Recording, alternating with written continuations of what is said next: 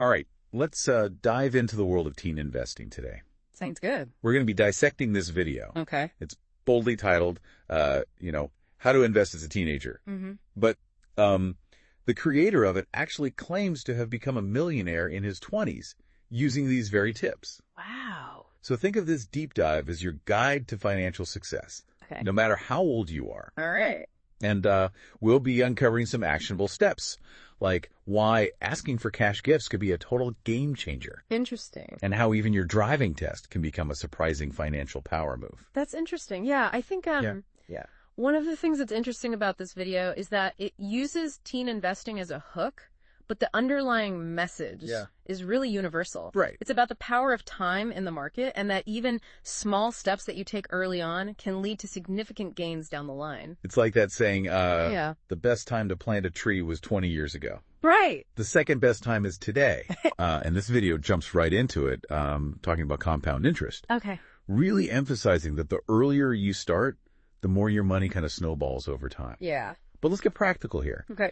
Even if you're not a teenager anymore, how can you apply this principle to your own financial journey? Well, one way is to think about this concept beyond just traditional investments. Okay. So think about your skills, your network, even your health, right? Yeah. These are all things where consistent effort over time compounds into something much greater. Yeah, that's a great way to kind of reframe it. Yeah.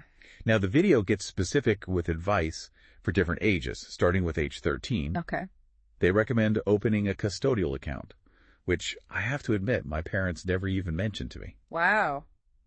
So this seems like a pretty crucial first step, right? Absolutely. Yeah. A custodial account allows parents or guardians to invest on behalf of someone under 18. Got it. The specific name for this type of account varies depending on where you live. So in the UK, it's a Junior Stocks and Shares ISA. Okay. While in the US, it's either UGMA or UTMA. It's interesting how this video assumes parental involvement. Yeah. Do you think that resources like this are enough to bridge the financial literacy gap? That's a great point. Especially, for teens whose families might not be well-versed in investing. That's a fantastic question. And I think while this video is a fantastic starting point, it really highlights the need for much broader financial education that reaches beyond individual families. I think schools, community centers, even online platforms could play a role in equipping young people with the knowledge and confidence to manage their finances. Okay, now at age 14, the video encourages teens to explore their talents and find ways to make money. Now, what's intriguing is that it doesn't just focus on immediate income, right, but really kind of on experimenting with different things, even if they don't lead to a paycheck right away. It's about developing that diverse skill set and discovering your strengths, which is much more valuable than just chasing quick cash. Yeah. It's really about building a launchpad for future financial success. That actually reminds me of my son, Curtis. Okay. He was obsessed with competitive swimming in his teens. Oh, wow. Like waking up at the crack of dawn for practice every day. Wow. And swimming didn't directly earn him any money. Right. But the discipline and the work ethic he developed through it has been so valuable in his adult life, especially in his business ventures. That's a perfect example of how even seemingly unrelated activities can contribute to financial success. Right. It's really those skills, discipline, time management, and resilience right, that are transferable, and they can be applied across various aspects of your life. So it's not just about making money as a teen. It's about cultivating a mindset and skill set that's going to set you up for long-term success. Yes, exactly. All right, let's talk about age 15. Okay. The video uses the term stashing your money, which I find a little bit more engaging than just saving. Yeah. And they suggest asking for cash gifts instead of material presents. Interesting. Which, honestly, as you get older, makes a lot more sense. Yeah, I think that shift from short-term gratification to those long-term goals is really what stashing implies, right? Yeah. It's more intentional. Right. And it's more purposeful. It's seeing those savings as a resource to fuel future opportunities rather than just something to spend on the next, shiny object. And while asking for cash gifts might feel a little bit awkward at first, it does give you more control over your finances. Yeah. So instead of ending up with a bunch of stuff you might not even use, you can invest that money, build your savings, or even donate it to a cause you care about. I think about it this way, too. When you receive a gift, Yeah. It's really the thought behind it that truly matters. Right. And cash allows you to honor that thoughtfulness by using it in a way that aligns with your goals and values. Okay, so we're seeing a pattern here. Yeah. Starting early, building skills, stashing cash. Right. Now, at 16, the video circles back to honing your skills and warns against falling for, those fake gurus selling get-rich-quick schemes. Right. And instead, they recommend investing in legitimate communities and tools that can enhance your skills. Okay. Have you seen this fake guru phenomenon? And what advice would you give to someone who's trying to navigate that space? Oh, absolutely. Yeah. The internet is absolutely flooded with people promising these easy solutions and overnight success. Yeah. And it's crucial to be discerning and skeptical, right? Yeah. Look for communities and resources that focus on genuine skill development and long-term growth rather than quick fixes and empty promises. I've definitely fallen for my share of those empty promises in the past. Yeah. It's a learning experience for sure. Of course. This actually reminds me of my own diverse skill set. Yeah. I was always good at selling, design, even mechanics. Wow. All seemingly random things, but I invested time and money into getting better at each of them. Yeah. And you know what? They all became valuable assets in my career. That's a great example of how investing in your skills can pay off in unexpected ways. Right. It's really about being open to learning, embracing those challenges, and building that diverse toolkit that you can leverage throughout your life. Okay. This next piece of advice is a little bit unexpected. Right. At age 17, the video urges you to pass your driving test. Okay. Now, how does that tie into investing? It might seem unrelated at first. Right. But a driver's license really unlocks a world of opportunities, especially for teens who are starting to think about side hustles or part-time jobs. Right. Having that freedom to drive yourself allows for greater flexibility, professionalism, and ultimately more earning potential. I'm a big believer in that myself. Yeah. I have this personal rule. To be early is to be on time. To be on time is to be late. Right. And to be late is unacceptable. I love it. And having the independence of driving definitely helps you stick to that rule. Absolutely. It's about building that reputation for reliability and professionalism. Right. Which are essential qualities, regardless of your chosen field. Yeah. And having that driver's license can be a significant contributing factor. So it's not just about getting from point A to point B. Yeah. It's about opening doors to new possibilities. Exactly. And presenting yourself as a responsible and capable individual. I love that. Now, the video really emphasizes age 18 as a pivotal moment. Okay. Calling it a financial coming of age. Interesting. They even offer this 7-step checklist. Okay. To set yourself up for success. But let's be honest. Sure. Most 18-year-olds probably aren't thinking about Roth IRAs. Right. Or diversifying their portfolios. So how can we make this advice more engaging and relevant for young adults who might be feeling, a little bit overwhelmed by the complexities of personal finance? I think framing it in terms of goals and aspirations can be helpful. Okay. So instead of just throwing out financial jargon, let's try and connect those steps to things that young adults care about. Right. Traveling, starting a business, achieving financial independence. All right, so let's dive into those 7 steps. Let's do it. And see how we can make them relatable and actionable for our listener, no matter their age. Sounds good. First up is opening your own bank accounts. Okay. This seems like a pretty straightforward step, right? It might seem basic, but it really is the foundation for building good financial habits. Yeah. The video recommends having 2 separate accounts. Okay. A current account for managing those daily transactions, and then a high-interest savings account for building an emergency fund. Got it. This separation helps you track your spending and keep your savings safe from those impulse purchases. Makes sense. It's like having separate jars for spending money. Exactly. And long-term savings. Out of sight, out of mind. Out of sight, out of mind. Now, the video also suggests having these accounts with different banks. Okay. Is that really necessary? It's really a strategy to minimize temptation. Okay. And make it a little more inconvenient to transfer money from your savings to your checking account. But I would say it's more important to choose banks that offer competitive interest rates. Right. And low fees, regardless of whether they're the same or different institutions. Good point. It's about finding the right tools that align with your financial goals and your habits. Exactly. All right. Step 2 is getting a credit card. Okay. Which can be a bit controversial. Sure. Some people view credit cards as dangerous. Right. Like a slippery slope to debt. Right. So how do we reconcile that with the video's advice? I think the key here is responsible credit card use. Building a positive credit history is really crucial these days for securing loans, renting an apartment, even getting a job in some cases. Right. And by using your credit card for those everyday purchases and paying it off in full each month, you can establish that good track record without incurring those interest charges. I wish someone had explained that to me when I was 18. Yeah. I was so afraid of debt that I avoided credit cards for years. Wow. And I didn't realize that I was actually hurting my credit score. It's a common misconception. Yeah. Credit cards can be really powerful tools when used responsibly. Right. They can help you track spending, earn rewards, and build credit, all while providing that safety net for unexpected expenses. Right. So the key is to treat them like debit cards. Yeah. Spend only what you can afford to pay back each month. Next up is opening an adult investing account. Okay. Specifically a tax-advantaged one, like a Roth IRA in the U.S. Right.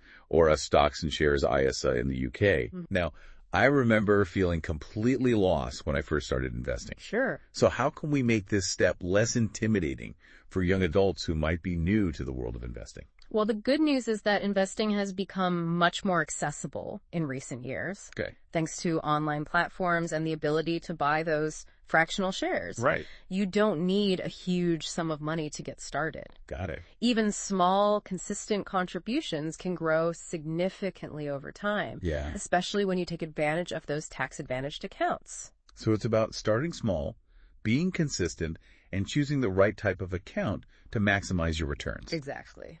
Now, step 4 is a big one. Carefully considering university. Okay. It's interesting that the video challenges that, go to university no matter what mentality that many of us grew up with. Absolutely. While a university degree can be valuable for certain career paths, it's definitely not the only path to success. Right. And it's certainly not a guarantee of financial security. Right. So the video encourages viewers to weigh those costs and benefits carefully. Yeah. Especially for fields where practical skills and experience might be more valuable than a formal degree. That resonates with me. Yeah. I've met plenty of successful entrepreneurs and professionals who didn't follow that traditional university route. Exactly. And there are those alternative paths to success. Of course. Like apprenticeships, vocational schools, or even self-directed learning. Absolutely. It's about choosing the path that aligns with your interests, your skills, and your financial situation. And remember, learning doesn't stop after you graduate. Right. Continuous education and skill development are essential for staying ahead in today's rapidly evolving world. Okay, so we've covered bank accounts, credit cards, investing in university. Right. What's next on this financial checklist? Step 5 is avoiding bad debt. Okay. Which is a crucial piece of advice at any age. The video draws a distinction between good debt and bad debt. Yeah. Can you elaborate on that? Sure. So good debt, like a mortgage or a business loan, can be used strategically to acquire assets that appreciate in value or generate income. Got it. Now, bad debt, which typically refers to consumer debt, like credit card balances or high interest loans for non-essential purchases, can quickly spiral out of control and hinder your financial progress. So it's not about avoiding debt altogether. Right. But being smart about the kind of debt you take on. Exactly. Like taking on debt to invest in your education or start a business can make sense. Yeah. But racking up debt on things that quickly lose value, like clothes or gadgets, that can lead to a cycle of payments. Exactly. That just eats away at your income. It's all about making those informed decisions and distinguishing between investments that will pay off in the long run versus expenses that will drain your resources. And for step 6, the video advocates for building a side hustle. Okay. Now, this might seem daunting, especially if you're already juggling schoolwork and other commitments. Of course. So what advice would you give to someone who's interested in exploring a side hustle, but might not know where to start? I think the key is to leverage those existing skills and interests. Okay. So think about what you enjoy doing, what you're good at, and what problems you can solve for others. Okay. It could be anything from writing and editing to graphic design, web development, social media management, even dog walking or tutoring. I love that. Yeah. It's about turning your passions and talents into a source of income. Exactly. And potentially even, a full-fledged business down the line. Absolutely. And having a side hustle, not only diversifies your income streams, right, but also allows you to gain valuable experience, sure, build your network, and potentially discover new career paths. Absolutely. It's all about taking ownership of your financial future. Right. And not relying solely on a single source of income. And finally, we come to the seventh and final step. Okay. Which brings us full circle to the core message of the video. Right. Invest for the long term. Yes. We touched on this earlier. We did. But I think it deserves a deeper dive. Okay. Given how crucial it is to building wealth. Sure. So for those who might not be familiar with compound interest, can you break it down in a way that's easy to understand? Okay, so imagine you invest $100 today. Okay. And it earns a 10% return in a year. Mm-hmm. You now have $110. Okay. The following year, you earn another 10%. Okay. Not just on your initial $100, right, but on the $110 you now have. Right. So you earn $11 in interest that year. Okay. Bringing your total to $121. Got it. And this cycle continues, with your earnings generating more earnings, compounding over time. So like your money is working for you, generating more money even while you sleep. Exactly. I love that. And the longer you let that money compound, the more dramatic the results become. That's why starting early is so advantageous. Yeah. You have more time on your side for that snowball effect to really take hold. The video highlights this with a striking example. Mm-hmm. Comparing the returns of someone who starts investing at 18 versus someone who starts at 28. Okay. And even with the same monthly contributions, right, the early starter ends up with significantly more wealth in the long run. Exactly. Thanks to the power of compounding. It's a powerful illustration of how time is your greatest ally when it comes to building wealth. It's not just about the returns themselves, it's about the mindset it cultivates. Absolutely. Right, like starting early encourages you to think long term. Exactly. To be patient and disciplined with your investments. Yeah. Knowing that those rewards will come with time. I love that. I wish I had grasped this concept when I was younger. I know. It's so much easier to build wealth when you start early and let that compound interest work its magic. Right. But it's never too late to start. Absolutely. The key is to make that conscious decision to prioritize investing and to really adopt that long-term perspective. Now, the video doesn't go into detail about specific investment strategies. They kind of encourage viewers to watch another video for that. Mm-hmm. But I'm curious, from your perspective, what are some key things to keep in mind when it comes to long-term investing? That's a great question. And while specific investment strategies can vary depending on individual goals and risk tolerance, there are some really fundamental principles that apply across the board. Okay, I'm all ears. So first and foremost, it's crucial to diversify your investments. Okay. And this means spreading your money across different asset classes like stocks, bonds, and real estate to reduce risk and maximize potential returns. Yeah. Don't put all your eggs in one basket, as the saying goes. That makes sense. So if one investment performs poorly, others can help balance it out. Exactly. Diversification is a key risk management strategy. Another important principle is to invest consistently rather than trying to time the market. Which is notoriously difficult. Right. Commit to investing a set amount regularly, whether it's monthly or quarterly. Mm-hmm. This strategy, known as dollar cost averaging, helps mitigate the impact of market fluctuations and ensures that you're buying assets at a variety of prices. So it's a bit like building a habit of investing. Exactly. Making it a regular part of your financial routine rather than a one-off event. Exactly. Consistency is key when it comes to long-term investing. And finally, be patient. Yes. Investing is a marathon, not a sprint. Absolutely. It takes time for your investments to grow and compound. For sure. So don't get discouraged by short-term fluctuations in the market. Yeah. Stay focused on your long-term goals. Exactly. And let the power of compound interest work its magic. I love it. That's great advice. Yeah. I think it's so easy to get caught up in the hype and excitement of the stock market, especially with all the news and social media chatter. Yeah. But reminding yourself to be patient and focus on the long term can really help you stay on track. Patience and discipline are essential qualities for successful investors. Okay, so we've covered a lot of ground in this first part of our deep dive. We have. From the power of compound interest to practical steps for stashing your cash. Yeah. and those crucial 7 steps for setting yourself up for financial success. Exactly. Before we move on, I'd love to get your thoughts on something that the video touched on. Okay. The importance of having a financial mentor or someone you can go to for advice and guidance. Sure. The video creator actually talks about how he wished that someone had sat him down on his 18th birthday. Yeah. And explained these financial concepts to him. Yeah, having a mentor can be incredibly valuable. Yeah. It's someone who can share their experiences, right. offer insights, and guide you through those complexities of the financial world. They can help you avoid common pitfalls, make informed decisions, right, and stay motivated on your journey to financial success. Now, not everyone has access to a personal financial advisor or mentor. Yeah. So what advice would you give to those who might be trying to navigate these financial waters on their own? I think there are so many resources available today. Yeah. Books, podcasts, online communities. Right. The key is to be proactive and seek out information from reputable sources. Yeah.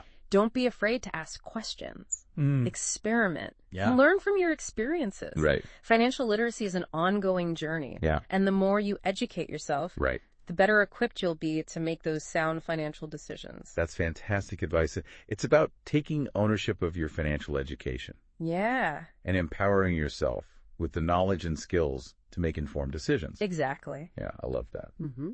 Welcome back to our deep dive into teen investing. It's great to be back. Before we went on break, we were discussing the importance of having a financial mentor. Right. But I know that's not always realistic for everyone. Of course. So for those of us navigating these financial waters solo, let's revisit some of those practical steps that we discussed. Okay. We were right in the middle of those 7 steps from the video, How to Invest as a Teenager. Mm-hmm. And I think it's time to unpack step 6. Starting a side hustle. Okay. Sounds exciting, but where do you even begin? Well, the beauty of a side hustle is it can really be anything you want it to be. Okay. The key is to identify your skills, your interests, and what problems you can solve for others. Okay. Think about what you enjoy doing in your free time, what you're good at, and then what people might be willing to pay you for. So it's not necessarily about finding a traditional job. Right. It's about creating your own opportunities. Absolutely. I love that. Yeah. What are some examples of side hustles that teens or young adults could realistically pursue? I mean, the options are endless. Yeah. Especially with the rise of the gig economy and online platforms. Right. There are so many ways to monetize your skills these days. Yeah. So it could be anything from freelance writing and editing to social media management. Right. Graphic design. Okay. Web development. Yeah. Tutoring, virtual assisting, even dog walking or pet sitting. That's a great point. Yeah. It's not just about, technical skills. Right. It's also about recognizing those everyday skills that we might take for granted. Yeah, for sure. Like being organized, good with animals, or having a knack for teaching. Exactly. And I think what's great about a side hustle is that it allows you to experiment, gain experience, and potentially even discover a new passion or career path. That reminds me of a friend who started a side hustle baking custom cakes. Oh, wow. While she was in college. Okay. She just loved baking. Yeah. And people always raved about her creations. That's awesome. And eventually, her side hustle turned into a full-blown business. Wow. And now she runs a successful bakery. That's so cool. That's fantastic. I love that. It just shows you, how a side hustle can really blossom into something much bigger. It really can. It's about taking that first step. Yeah. Being consistent. And always looking for ways to learn and grow. Absolutely. Okay, so we've talked about identifying skills. Right. Finding those opportunities. Yeah. What are some practical tips for actually launching a side hustle? Sure. What are some things to keep in mind? I would start by defining your target audience. Okay. So who are you trying to reach with your products or services? Right. What are their needs and pain points? Okay. Once you have a clear understanding of your audience, you can then tailor your offerings and marketing efforts accordingly. You wouldn't market, custom-made dog treats the same way you would market financial consulting services. Exactly. Knowing your audience is crucial for effective marketing. Okay. Makes sense. Next, I would consider your pricing strategy. Okay. Do some research. See what others in your industry are charging. Right. Factor in your costs, your time, your expertise. Yeah. And don't undervalue yourself. I think a lot of people struggle with pricing. Yeah. Especially when they're first starting out. For sure. It's tempting to undercharge just to get those first few clients. Right. But that can quickly lead to burnout and resentment. You're absolutely right. Yeah. It's important to value your time and skills from the get-go. Okay. And finally, don't be afraid to experiment and adapt. Okay. As you gain experience and get feedback, you'll start to refine your offerings and your marketing strategies. Right. To better meet the needs of your target audience. So it's an ongoing process of learning. Yeah. Iterating and finding what works best. Exactly. I love that. Yeah. Now, before we move on, I want to circle back to the idea of stashing money, which we discussed earlier. Yeah. In relation to age 15, right. The video suggests, asking for cash gifts and getting a Saturday job. But let's kind of delve a little bit deeper into practical ways to stash effectively. Sure. Especially in today's digital world. Absolutely. Technology can be such a powerful ally when it comes to saving and managing money. Yeah. There are so many apps and tools available that can automate your savings, right, track your spending, and even help you invest. I'm always on the lookout for useful financial tools. Yeah. What are some of your favorites? I think one category of apps that are really helpful are budgeting apps. Okay. These apps connect to your bank accounts and they automatically categorize your transactions. So they really give you a clear picture of where your money is going. I know. I've definitely had those moments where I look at my bank statement and think, where did all my money go? Exactly. Yeah. So budgeting apps really take that guesswork out of tracking your spending. Yeah. And some even offer personalized insights and recommendations based on your spending patterns. Oh. Another category is automated savings apps. Okay. So these connect to your checking account, and then they automatically transfer a predetermined amount to your savings account on a regular basis. So it's like having a virtual piggy bank that automatically fills itself up. Precisely. I like that. It takes the effort out of saving and ensures that you're consistently putting money aside, even if it's just a small amount. That's a great way to kind of build that stash without even thinking about it. Exactly. Now, we've been talking a lot about saving. Yeah. But what about investing? Sure. Are there apps that can help with that too? Absolutely. There are micro-investing apps that allow you to start investing with as little as $1. Oh, wow. And these apps often round up your purchases to the nearest dollar and invest the difference. So like if you buy a coffee for $2.50, yeah, the app will round it up to $3 and invest that extra 50 cents. Exactly. That's brilliant. It's a really painless way to dip your toes into the world of investing without having to make that large initial investment. It's a great way to get started. Yeah. Especially for teens or young adults who might be intimidated by the complexities of traditional investing. Absolutely. Now, before we wrap up this segment, okay, I want to touch on something that often gets overlooked in these financial discussions. The emotional aspect of money. Oh, for sure. It's not just about numbers and spreadsheets. Right. You know, it's also about our feelings, our beliefs, our values. That's such an important point. Yeah. I think our relationship with money is often shaped by our upbringing, our experiences, even our cultural background. I know. I've definitely carried some baggage from my childhood when it came to money. Right. You know, my parents were always stressed about finances. Yeah. And that created a lot of anxiety for me. I think it's not uncommon for people to inherit those financial anxieties or limiting beliefs from their families. It's crucial to be aware of those patterns and to really challenge them if they're holding you back. So how can we develop a healthier relationship with money? Yeah. What are some steps we can take? I think the first step is to really acknowledge and understand your emotional triggers when it comes to money. So what makes you feel anxious, stressed, or even excited? Right. Once you identify those triggers, you can start to address them. Like if you know that checking your bank balance on Monday morning always sends you into a spiral of anxiety. Yeah.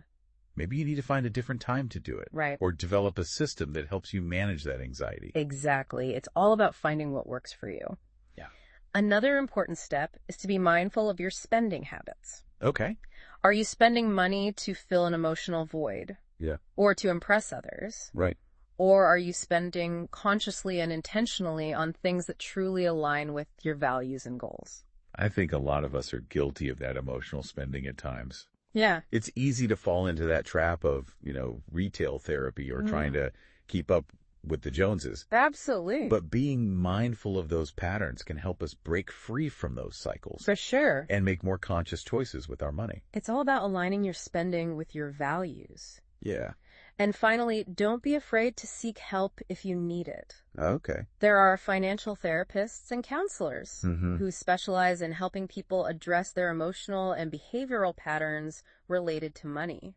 That's a great point. It's just like any other aspect of our well-being. If we're struggling, there's no shame in reaching out for support and guidance. Absolutely. Okay, so we've covered a lot of ground in this segment. We have. From practical tips for starting a side hustle to exploring the emotional aspects of money. For sure. And I'm feeling energized and inspired to take action. That's awesome. And on that note, we'll take a quick pause to gather our thoughts and prepare for the final segment of our deep dive. Sounds good. Stay with us.